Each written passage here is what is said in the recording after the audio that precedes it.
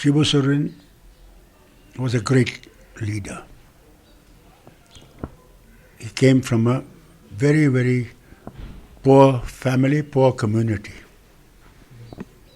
but had determination in his mind and soul that he would like to change the life of these poor people, and struggled. All his life he struggled and came to a position where he became Chief Minister of Jharkhand. He did everything to see that people who are downtrodden, they are brought out of that poverty. He was really a real leader of the people. And today, when he is no more, it saddens us. Nation continues to lose good leaders. Leaders who have committed their life to take the course of better for everyone. What's your religion, what's your language, what's your province, what's your place. They were the leaders of that type. They never thought of themselves. They thought of how they can improve not only their state but the nation. In his political career, Shibu Soren faces a lot of up and downs. He faced, but despite that, still very well. he faced jail.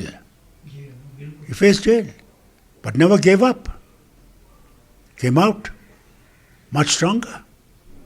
And today I'm glad that his son is doing very well, following the path of his father to remove poverty of Jharkhand, one of the richest states, but very backward and very poor.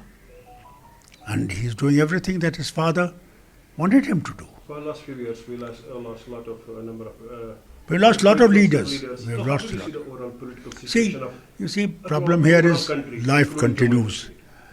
People go, people come. I hope new leadership will emerge who will take a better course for this nation, who will remove this bitterness that is being created between religions, between languages, and see that India becomes a strong nation. Strength is not by the army, navy or air force. Strength is by the people.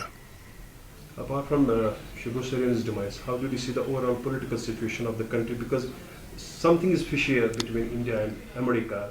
Day by day, Donald Trump is giving different statements. You see, the problem here is a problem between the two leaders, Trump and Modi ji.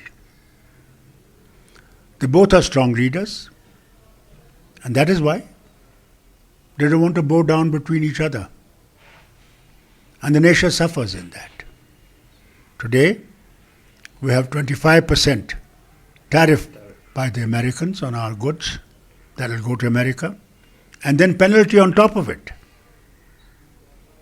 In the process, the rupee is falling and dollars is rising. So how much this difference between the two leaders impact on Jammu and Kashmir also? It is affecting everyone. You see, suddenly, Trump has now become much more friendly with Pakistan. They want us not to take Russian oil, yet they have promised Pakistan that they will send crude to them and they will be refining that crude. Their prices of petrol and diesel will come down. Obviously they will. So, in every way, they are strengthening that land. Already China is behind them. We have no friends left. Even our neighbors are not our friends. Tell me one neighbor that is our friend. What we have tried to do is to show that we are much stronger than them, rather than thinking that all of us have to be together. That's why Mrs. Indira Gandhi created SAARC. SAARC was to bring all these nations that are close to us nearer. Think of their economic problems, how to sort them out, how to see that this region gets better. That's what one last. Both government of India and Jammu and Kashmir is trying best to maintain the peace in Jammu and Kashmir, but despite that, there's some negative. You see, where will you maintain peace? I don't see the peace coming. I think we're living in a fool's paradise thinking that peace is going to come overnight. We have a strong neighbor, whether it's China, whether it's Pakistan. Somehow we have to find a way out. War is not a way out.